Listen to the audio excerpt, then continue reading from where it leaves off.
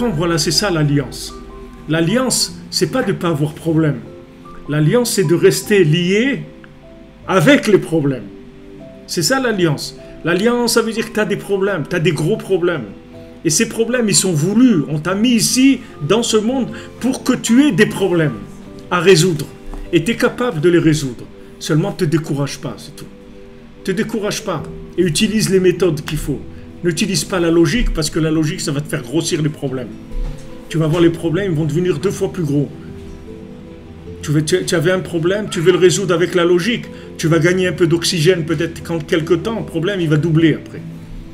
Il va devenir de plus en plus gros. Donc, va directement à la solution. C'est-à-dire, connecte le problème à Echad. Dès que tu as un problème, d'abord, tu signes l'accusé de réception. Tu signes. Tu dis, je sais que Hachem, c'est toi qui m'envoies ça. Ok. Maintenant, je sais pas exactement pourquoi tu m'envoies ça. Mais je sais que c'est toi qui me l'envoies. Donc, je te demande, donne-moi la force de réparer ce qui est à réparer. Donne-moi la force, donne-moi le conseil, donne-moi les moyens de réparer ce qu'il y a à réparer. Mais il ne faut pas se sauver. Il ne faut pas partir quand il y a un problème. Il ne faut pas se décourager. Il ne faut pas partir, puisqu'on nous a mis là pour... On est chargé de mission. On nous a mis pour faire un travail. On nous a mis dans de l'obscurité pour allumer des bougies et des lumières et des flashs même. On ne va pas partir parce que c'est obscur. Vous voyez que... Voyez ce truc-là qu'ils envoient des cerfs-volants. Là. Vous voyez bien qu'Hachem, il envoie de l'imagination. Pourquoi il y a 5 ans, ils n'ont pas pensé aux cerfs-volants? Eh bien, mais juste maintenant. Parce qu'Hachem, il envoie de l'imagination. Pourquoi? Pour montrer que le problème, il est à un autre niveau. On ne peut pas éliminer les problèmes avec de la logique. On ne peut pas se débarrasser d'un problème avec de la logique. Un problème, il faut le réparer en fond, comme il dit ici, au fond. Tu vas dans la racine et tu résous le problème. Tu ne résous pas le problème en dessus. Quelqu'un, il a mal aux dents, tu ne lui donnes pas de l'aspirine pour qu'il ait plus mal. Parce qu'un jour, il va avoir un abcès, il va hurler, il va se lever en pleine nuit, il va être obligé d'aller à l'hôpital. Vous ne pouvez pas aller de calmer avec Il faut aller dans la racine, résoudre le problème, enlever les choses qui ne sont pas bien.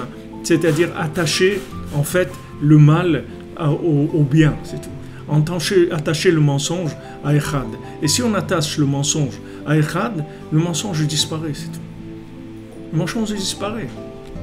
Parce qu'il n'existe que pour ça. Hachem, il se cache de toi pour que tu le trouves, c'est tout. Mais c'est pas parce qu'il a rien, il a aucune raison de se cacher. Il veut pas vivre caché. Hachem, il veut vivre révélé. Seulement, il te donne à toi le libre arbitre de le chercher ou pas. Alors, si tu le cherches, tu as réparé. Si tu cherches pas, tu n'as pas réparé. Le problème, il va grossir. Le problème, il va pas disparaître.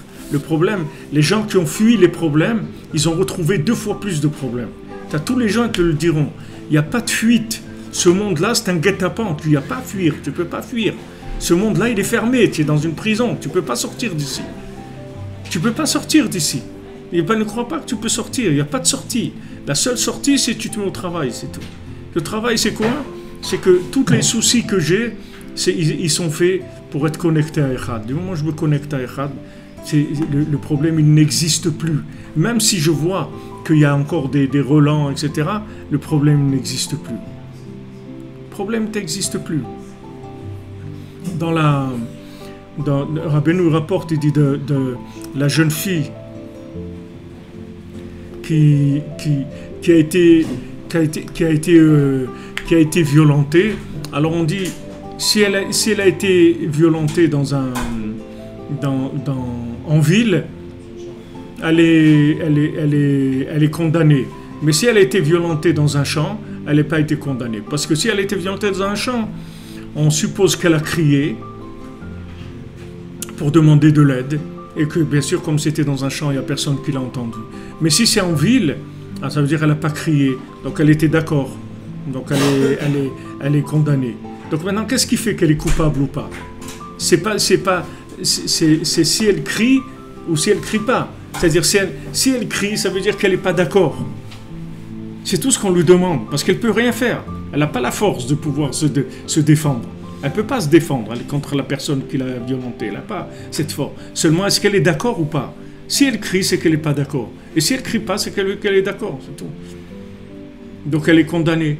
Donc, si quelqu'un il a un problème, est-ce qu'il crie à Hachem ou pas? S'il appelle Hachem, ça veut dire qu'il n'est pas d'accord. Okay. Ça suffit. Quelqu'un, il est tombé, il a fait une bêtise. Rabbeinu, il dit, tu dis à Hachem, regarde, moi j'ai fait cette bêtise et tout, mais sache que moi je ne suis pas d'accord. C'est pas ça que je veux. Le bien, il a été plus fort que moi, il m'a fait tomber. Mais moi, c'est pas ça que je veux.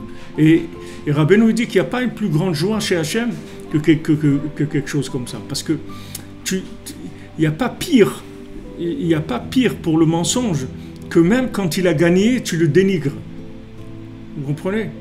Comme ils disent maintenant, ils disent non, Israël elle a gagné à l'Eurovision, ils ont trafiqué les trucs, c'est pas vrai, ils n'ont pas gagné. Il peut pas supporter le mensonge, c'est-à-dire ça.